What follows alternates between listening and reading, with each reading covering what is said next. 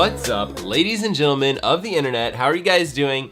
I'm doing pretty well, but I promised you guys a couple weeks ago a video with a little bit more in-depth view of looking at power meters and specifically how triathletes can take advantage of power meters. So if you're not familiar with the video that I previously did, or you're not familiar with power and you want like a little bit of a refresher, I'm gonna put a link to the video kind of up here somewhere.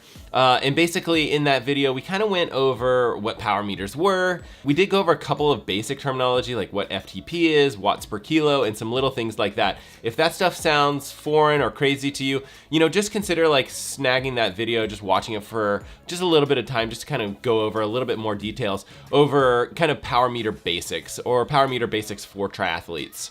With this video, what I want to do is go over quite a few different terms and terminology that you might see kind of when looking at your power meter data, and then kind of maybe like a little bit of kind of how to analyze that.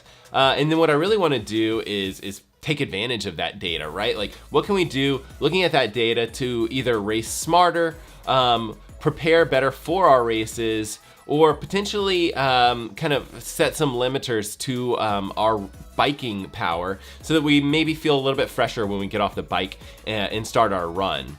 So in the previous video, we talked about power, which is basically, how much watts we're putting into the bike.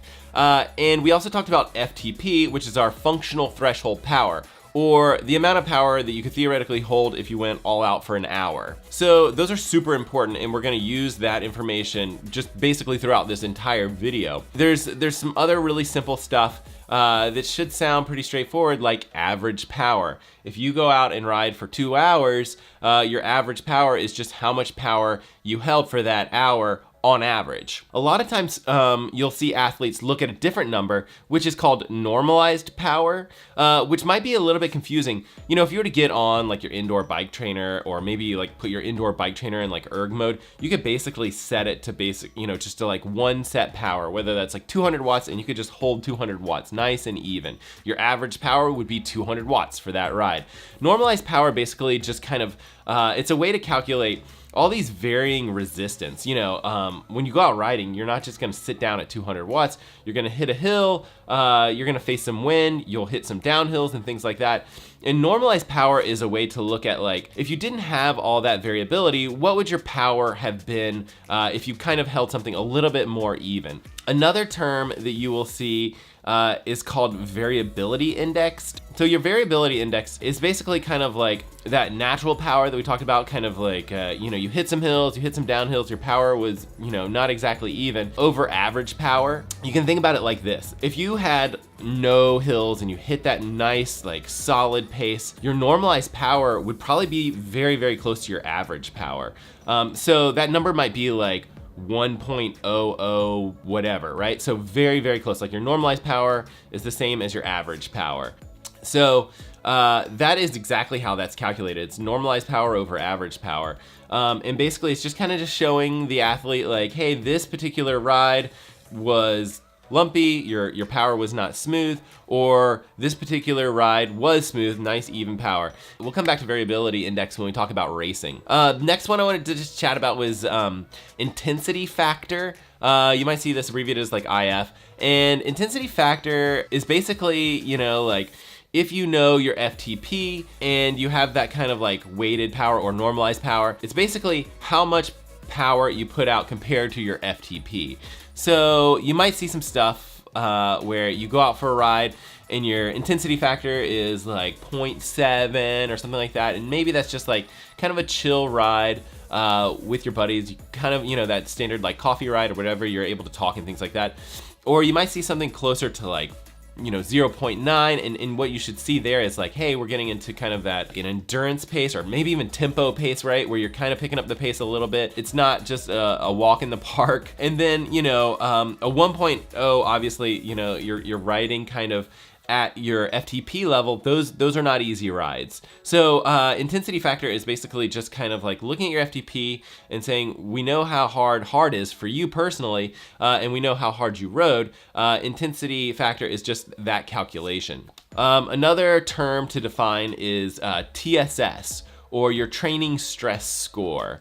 This is a really kind of important number because it's another one of those numbers like FTP where we take that number and we use it and extrapolate it to look at other data. Okay, before I go any further, I definitely want to give credit to one of the guys that I think, really kind of defined a lot of these terms that kind of we're going through, and that's Dr. Andrew Kogan. He works with a company called Training Peaks. He works with a whole bunch of different companies, but I think he's at least one of the founders at Training Peaks. And Training Peaks, they're not a sponsor. They don't, pay anything for this particular channel or anything like that. But what they do is they're an online website tool. Basically for doing a whole bunch of different stuff, analyzing power data, calendaring information, training plans, coaching plans, whole bunch of different information that's up on Training Peaks. I will put a link below to trainingpeaks.com. Dr. Andrew Kogan, he was one of the guys, he wrote a book about this stuff, and really he was one of the people that kind of pioneered a lot of the power meter training, and he really kind of helped define this stuff. I mentioned briefly that it seems like this stuff stems from, a lot of heart rate training. That's not exactly true. I mean, yes, there are power meter training zones and things like that, but really FTP, normalized power, variability index, all these different terminology things that we've been going over, they are very different than what you would have with something like heart rate training. Okay, so one of the things that they came up with, or that he came up with, was that training stress score, TSS. And basically the way that training stress score works is if you were to go ride hard for exactly an hour and you hit your exact FTP, then your training stress score for that particular ride would be 100. So as you can imagine, the length of the ride and the amount of power that you put out on that ride, basically the pieces of the puzzle that affect your TSS score. So you can actually ride significantly less power than your FTP, but go longer, and you may have a score of over 100. What's great about this is you can really kind of critically look at your ride. If you go out for a hour ride or whatever it is, and you're chatting with your buddies or whatever it is, and it's just not an intense ride, you really don't score as many TSS points, or however you want to look at it. Whereas another day, you may go out there, you may hit it really hard, you may do even less than an hour, maybe it's 45 minutes, but your TSS points are higher because the intensity was a lot more significant. So what's great about TSS is you can use this number to kind of calculate quite a few other pieces of the puzzle, right? So if we know how much training stress we're putting on ourselves, then we can actually look at that as kind of a metric of volume of training, and we can look at accumulated stress. Training Peaks is a great tool for this because they do, like you have your calendaring information, you have a lot of different stuff, but you can look at your particular week and you can look at the accumulated training stress scores by looking at that TSS value. So you can do some pretty interesting stuff. You can actually look at like the past 7 days, which I think that they call ATL, but it's like accumulated training fatigue. I know that that's probably not exactly right as far as the acronym goes, but I think that they're looking at like the past 7 days and how much fatigue you have, and that's gonna directly correlate to how much TSS points you're actually putting out. And then another really nice piece, they have something called like CTL, which I know I'm not exactly sure what that stands for, but it's looking at your fitness, and it's looking a little bit more broadly over the past like 42 days, like a longer period of time. And it's looking at, again, all that TSS, those TSS points, and looking at how much fitness that you're gathering. But it's a real nice tool for sure to kind of look at your accumulated stress, look at your accumulated fatigue, and really kind of evaluate how your training is going. So again, that is TSS, or training stress scores.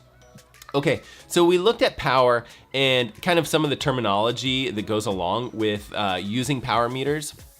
But what I want to do is actually look at how we might use this information with racing. So one kind of terminology that we touched on before was that variability index, which remember is like our natural power over our average power. So again, think about that like, how much variation do we have in our training? Were we going over like lots of hills? How close did we keep our power to that average power? And with racing triathlon, really, remember it's a lot like, it is really like a time trial, right? So with any time trial, you really want that variability index to be pretty low. And by low, again, perfectly low is 1.0, which means your normalized power is the same as your average power. You know, for a triathlon or a time trial, really it's kind of, you want to kind of stay low, kind of like 1.05, you know, or lower. In like a crit race or maybe like a cyclocross race or something like that, that number's not going to be 1.05, and well, maybe it could be, but it probably is not going to be. You're going to be powering through turns. You're probably going to be trying to get on someone's wheel so that you can draft. And things like that you wouldn't necessarily do in some sort of time trial. So what I would recommend for kind of evaluation of your races is, again, you know, look at your power, look at your average watts, look at your normalized watts, but look at that variability index and see how smooth you rode. Because hopefully what you can do is kind of bring that number down and really just kind of keep your watts nice and steady. And you should see performance benefits, both with like total bike time, as well as like getting off the bike and being able to run really well. Remember, when you have the large spikes in power, it makes it really difficult for you to get off the bike and run well. Okay, so I'm gonna give some very basic recommendations on kind of like what percentage FTP I think you should hold based on the actual race distance that you're doing. So a sprint distance, you know, we're actually talking about a very short race. The amount of time is going to be different based on all of our personal fitness levels. But I think that you should be targeting about 100% of FTP when you're racing a sprint distance triathlon. And then really kind of my quick rule of thumb is just kind of going like roughly aim for 100 for sprint, Olympic distance 90, and then half iron 80% FTP, full Ironman races, you know, 70% of FTP. So as your race goes longer, you're looking at holding a lower percentage of FTP, which should make sense to all of us. But one problem with me personally is I've actually found that if I'm actually below 70% for a full Ironman, that I tend to actually still run better. This is still, those numbers are just like basic suggestions, and it's gonna depend on a lot of things like how well you race in aero position, how much power that you can hold when you're actually racing.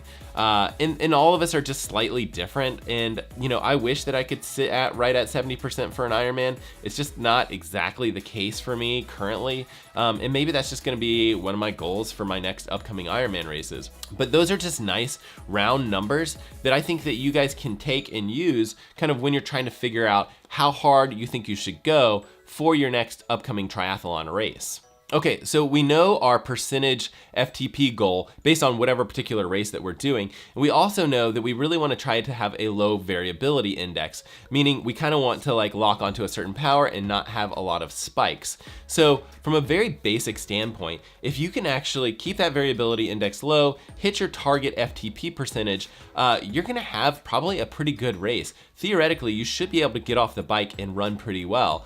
And I think that if you wanna just stick with that, that is an absolutely fantastic way to do it. But there is a little bit more to it, as you can imagine. When it comes to actual performance, you can have a slightly faster time by not necessarily sticking to the absolute lowest variability index. If you think about hitting hills a little bit harder and maybe hitting downhills a little bit less hard, your average pace is gonna be faster. So you will see a slightly faster time, even though it is a little bit harder on your legs. So this is where things get tricky. We know that if our variability index isn't exactly 1.0, we can have a faster race.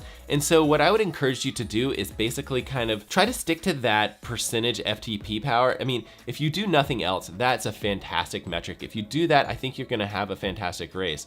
But you may give yourself like more of a range. Say, you know, like I wanna stay within, you know, 20% of this particular FTP number, and give yourself that range where you say like, this is my upper limit. When I'm on the hills, it's okay for me to go a little bit harder. When I'm on the downhills, it's okay for me to go a little bit less. And those numbers should give you a faster overall time. If you are to climb those hills a little bit faster, just remember that your pace, your average pace is going to increase. Again, that's gonna be a little bit tougher on your legs. You know, don't set that high metric to be, you know, 200% of your FTP. Obviously, those huge spikes are really gonna cost you quite a bit when it comes to the run. But I might suggest maybe something like setting that metric at your FTP or something like that. Like, you know, if you hit that, it's time to kind of back off a little bit when you're climbing. And again, each race is so different. The last Ironman race I did was Arizona. I think my variability index was 1.03, which, you know, that's fantastic, right? It's nice and low. Wasn't a lot of variation in power, but that race is pretty flat. You know, you have kind of like these long inclines. So you just don't have these massive spiky hills. The next race I'm doing is Canada, and I will try to keep that variability index nice and low, but I do think that I'll probably give myself a little bit more of leeway to kind of climb a touch harder. Again, I'll try to figure these things out as training comes further along, but I will report back to you guys after the race, absolutely, and let you guys know how it goes. Okay, so we've talked about power terminology, and we've talked about training based on power, and then we finally talked about racing based on power. This is just my personal understanding, and it's probably like riddled with errors. So if you guys disagree, you know, just drop a comment below, and you know, and let me know kind of where I was off or where I was absolutely in outfield, way off based on, you know, whatever your understanding is, or based on things that you guys have read. And I'll leave some links below as well, you know, just again to some of the different articles that maybe explain a little bit more detail about some of these metrics, about some of the terms, and maybe a little bit about racing based on power. And hopefully that will help you guys with your understanding of power and how you guys can best use it for racing and training. Okay, with that being said, if you guys are new here and you guys are into some of this stuff, whether that's swimming, biking, or running, consider subscribing below. There's a little subscribe button. There's also like a notification bell up in the top left corner, and what that allows you to do is just be notified of whenever I post new videos. I usually post videos about once a week or so, and if you guys already subscribe, absolutely, thank you so much. I do really appreciate it. With that being said, thank you guys so much for watching this video, and we will see you guys on the next one.